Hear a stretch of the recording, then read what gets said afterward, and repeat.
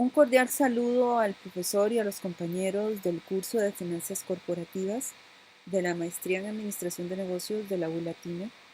En nuestro caso, André Piedra y mi persona Silvia Solís nos permitimos presentarles un muy breve análisis de leasing como una fuente de financiamiento empresarial de gran importancia. Los orígenes del leasing se encuentran en el arrendamiento civil y tiene por objeto el hacer llegar recursos a empresas o que no cuentan con ellos o que bien no quieren exponer sus recursos ante bienes que pueden tener una gran obsolescencia. El primer uso de esta figura contractual se dio en Estados Unidos en el año de 1952, cuando D.P. Boat Jr., que era gerente de una fábrica de alimentos, tuvo un gran contrato de estos con el ejército y necesitó de hacer llegar recursos para poder solventar sus necesidades de bienes en ese momento. Ello le dio la idea de constituir luego una empresa a la cual denominó United States Leasing Corporation para ofrecer iguales servicios a otras empresas que pudieran requerirlo, tal como le sucedió a él. En principio, la figura del leasing se basa en la del arrendamiento, como dije anteriormente. Por lo tanto, tendríamos una parte arrendadora y otra arrendataria. El bien en sí, en principio, no pasa a la titularidad del arrendante y se recibe un precio a cambio o canon durante un plazo de tiempo. Sin embargo, existen diversas modalidades de leasing, que son o que tienen ellas, cada una de ellas, sus propias características. El vocablo leasing proviene del verbo inglés to lease, que quiere decir arrendar, y que sustantivado da la idea de dar en arriendo. En sí no es un simple contrato de arrendamiento como se indicó antes, y por eso en algunos casos se le prefiere hacerle mención como un contrato de arrendamiento financiero con opción de compra o bien un contrato de financiación del uso de bienes ajenos. Antes de pasar a pormenorizar los tipos de leasing que podemos encontrar, cabe decir como un resumen en general que podemos entender el leasing como un servicio financiero que permite a los empresarios hacerse de equipos, maquinaria, vehículos, propiedades y plantas que son necesarios para la producción de bienes o la prestación de servicios. Es mediante esta figura que la empresa arrendadora invierte en la compra de tales equipos y propiedades y los cede en uso a la empresa que los requiere, mediante el pago de unas rentas, que se establecen con miras a que de manera diversa, pero con el mismo resultado, la compañía del leasing recupere pues la inversión en algún momento dado. Como contrato en general, tiene diversas características, las cuales pueden observar en la pantalla que les estamos mostrando. Quisiera establecer como muy importante el denotar de que es un contrato atípico, porque en la mayor parte de los países no se encuentra debidamente regulado por ley. Igualmente es consensual y que es igualmente bilateral o plurilateral porque implica el acuerdo de voluntades de las partes, sean dos o más. Además de que es principal porque es un contrato que por sí solo se opone, es oponible, no depende de otro contrato para hacerse valer. Oneroso porque implica el pago de una renta y la ganancia para otro. De trato sucesivo porque tiene un plazo de tiempo dado. Y de adhesión y mercantil por cuanto que el arrendador establece condiciones que son aceptadas por la otra parte. Existen diversidad de clasificaciones del leasing. Algunas de estas son las que podemos observar, sea por la finalidad como operativo y financiero, por la ejecución, sea directo o indirecto, según se realice por las partes en forma directa o no, por el objeto, sea sobre bienes muebles o inmuebles, o por el ámbito territorial, según se haga en el país de origen o en el extranjero. Una figura interesante es el leaseback, que es vender un activo al arrendante y seguidamente arrendarlo, siendo el cliente proveedor y locatario o arrendador a la vez. Analizaremos los tipos más relevantes de leasing, sea el operativo y el financiero. En concreto al operativo podemos decir que en algunos sitios se le conoce como un arrendamiento puro Y esto es en razón de que no traslada la propiedad del bien en definitiva, o sea, no tiene una opción de compra de inicio.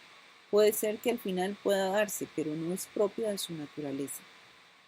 En este tipo de leasing se hace sobre bienes que son de uso muy generalizado y que sean de fácil colocación, incluso que puedan ser luego recolocados o rearrendados. Y se da a un plazo muy corto.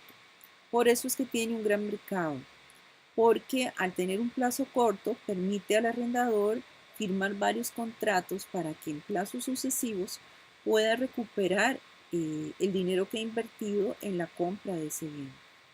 Desde esta perspectiva es al arrendador el que le toca mantener y asumir los costes por la propiedad y tenencia de los bienes. De acuerdo al expuesto, entonces en el leasing operativo tenemos al arrendador por un lado, que es el fabricante, el proveedor o el intermediario financiero, que es el dueño del activo y que es el que ofrece el contrato del bien o del servicio, y el arrendatario o el usuario de ese bien o ese servicio contratado.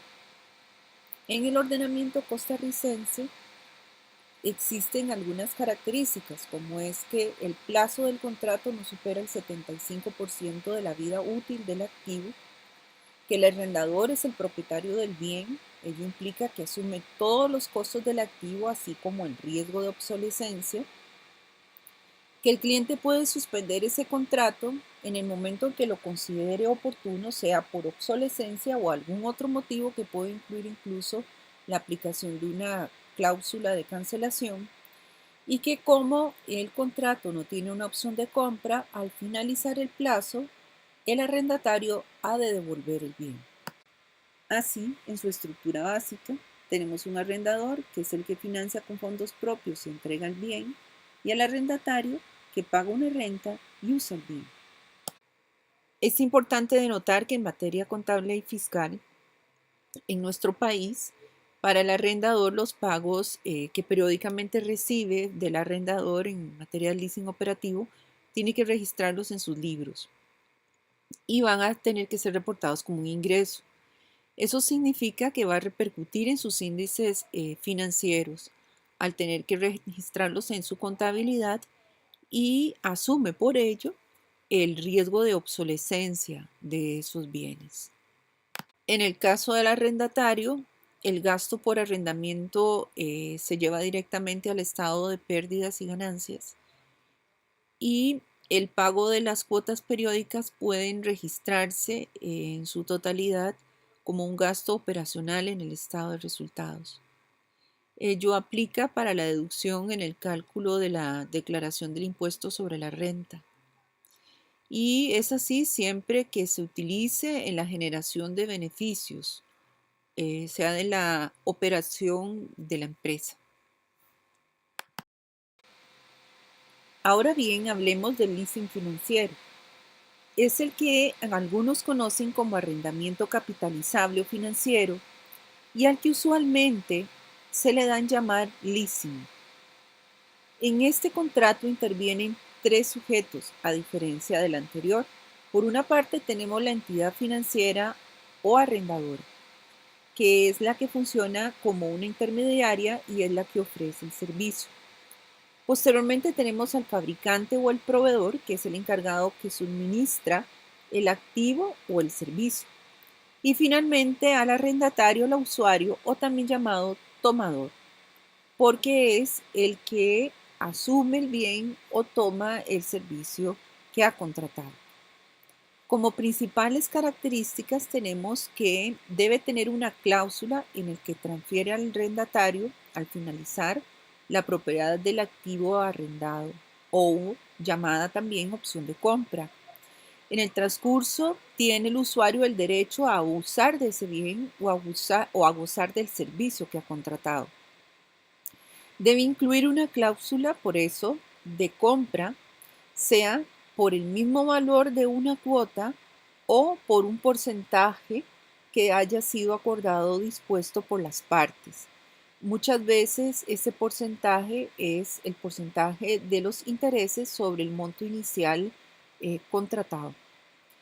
El plazo del arrendamiento puede superar el 75% de la vida útil del activo arrendado por oposición al anterior, al leasing operativo.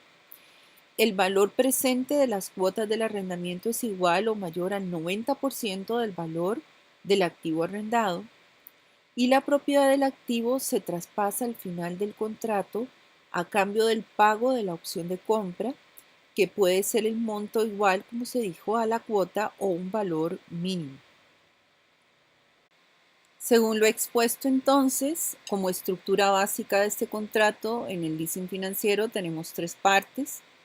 El cliente, que es el que elige al proveedor, que es el que vende los activos al leasing, y el leasing, que es el que entrega el activo al cliente en arrendamiento bajo un plazo y bajo opción de compra.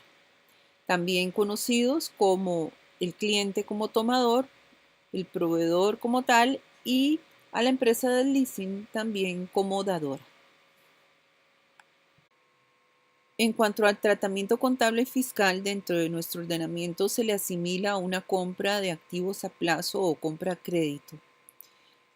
Por lo tanto, al registrarlo contablemente, se debe hacer la amortización del principal aparte del monto total pagado por interés.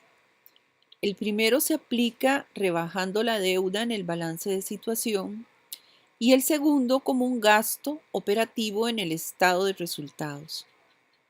Ello afecta evidentemente la base imponible para efectos de determinar el monto a pagar al fisco por concepto de impuesto sobre la renta. La contrapartida contable del registro anterior se realiza afectando las cuentas de activos fijos dentro del balance general. Por otro lado, la empresa arrendante tiene la ventaja fiscal de pasar por gasto operativo el monto de depreciación que le genere en forma anual el activo. Como ventajas del leasing, tenemos que el beneficio más palpable es que las empresas no tienen que invertir de manera inmediata una gran cantidad de dinero para poder acceder a los bienes o los servicios que requieren. De manera que estas operaciones no forman parte del riesgo comercial financiero, ello efectos bancarios, puesto que no ha comprado el bien, dado la figura que implica el leasing. Implica que también pueden obtener importantes ventajas fiscales, ya que el valor de las cuotas de amortización puede tomarse como un gasto tributario, por lo cual el valor total puede deducirse como gasto, a excepción del valor residual del bien, que es pagado una vez finalizado el plazo. Evidentemente, esta fuente de financiamiento permite, por las razones indicadas, flexibilidad y rapidez para la renovación tecnológica de equipos o vehículos, porque bien puede suceder que al finalizar el plazo se opte por no adquirir el bien que se había obtenido a través de esta fuente de financiamiento, sino por renovar los equipos. Dependiendo del tipo de leasing, como es el caso del operativo, puede implicar incluso que los costos por mantenimiento, seguros y otros sean asumidos por el arrendante. Además, permite mantener la propiedad de la empresa, pues si una actividad comercial requiere una fuente de inversión para la adquisición de bienes o servicios, por lo general se buscan aumentos de capital o emisión de acciones para pagar, lo que implica evidentemente dividir la propiedad de la empresa y pues perder control de la misma.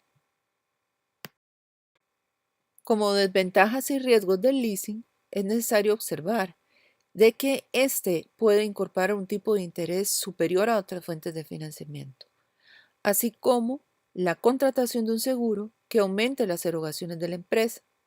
Pues si bien gran parte del costo del seguro tiene el valor de la diversificación del riesgo real, otra parte incluye beneficios y costos operativos de la empresa. Además de que la empresa no adquiere la propiedad del bien hasta que ejercita la opción de compra, así como que este tipo de contrato financiero es irrevocable, salvo que exista un pacto en contrario con la empresa del leasing, que puede aparejar un costo elevado de cancelación anticipada o cláusulas penales en caso de terminarse en forma anticipada. Para efectos discursivos se trabaja con un caso de estudio creado por nosotros en el cual el Castillo Country Club busca comprar dos busetas.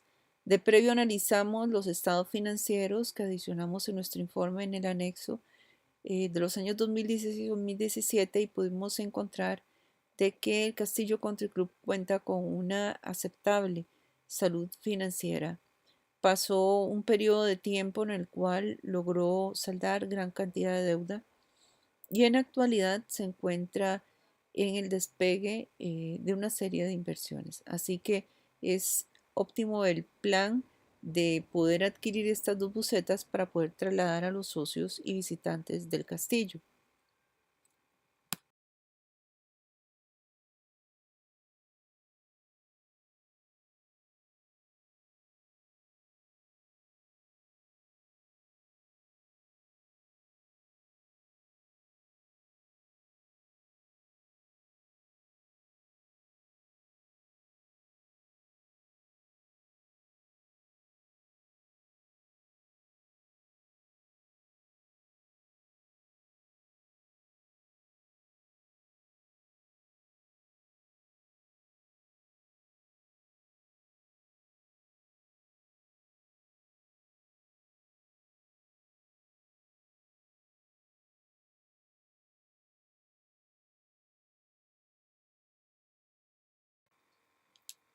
Realizados los análisis, se puede observar en la pantalla la comparativa de las condiciones de las dos fuentes de financiamiento.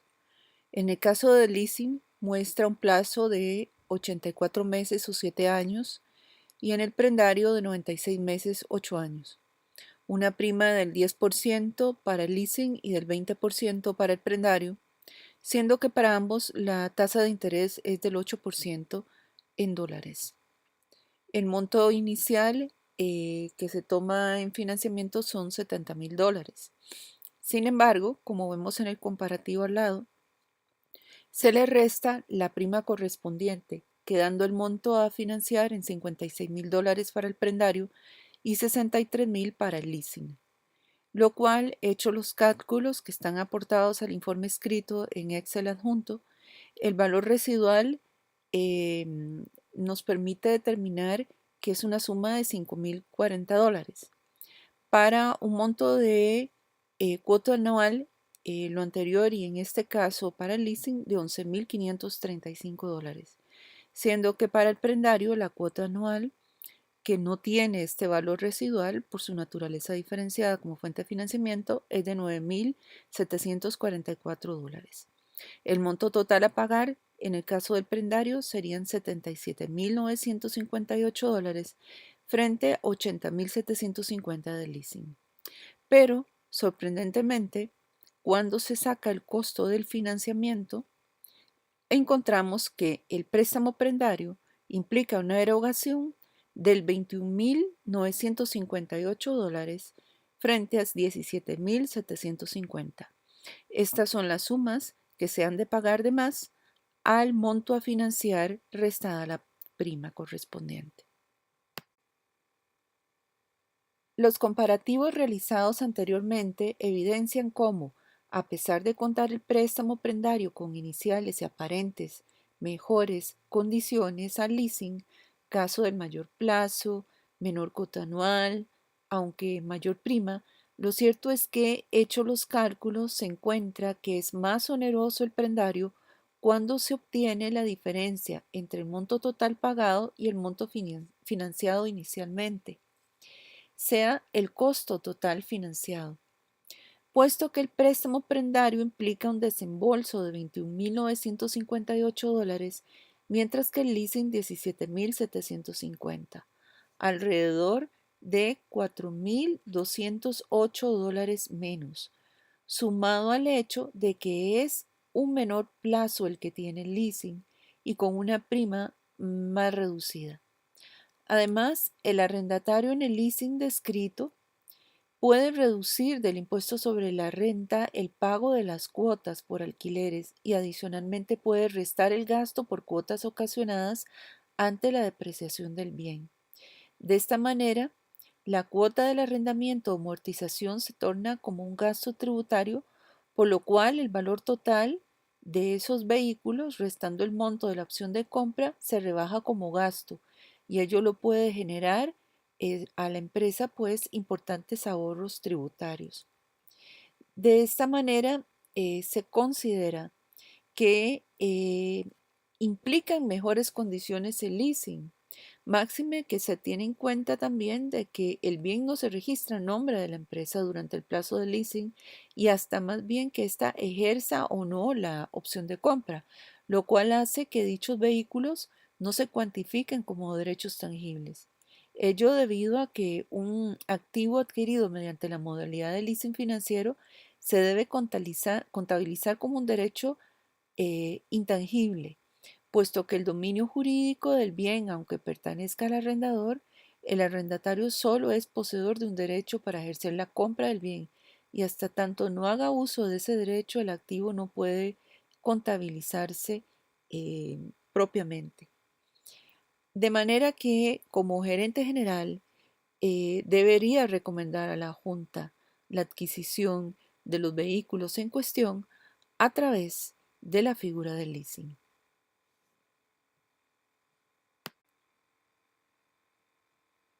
Esta ha sido nuestra presentación del leasing.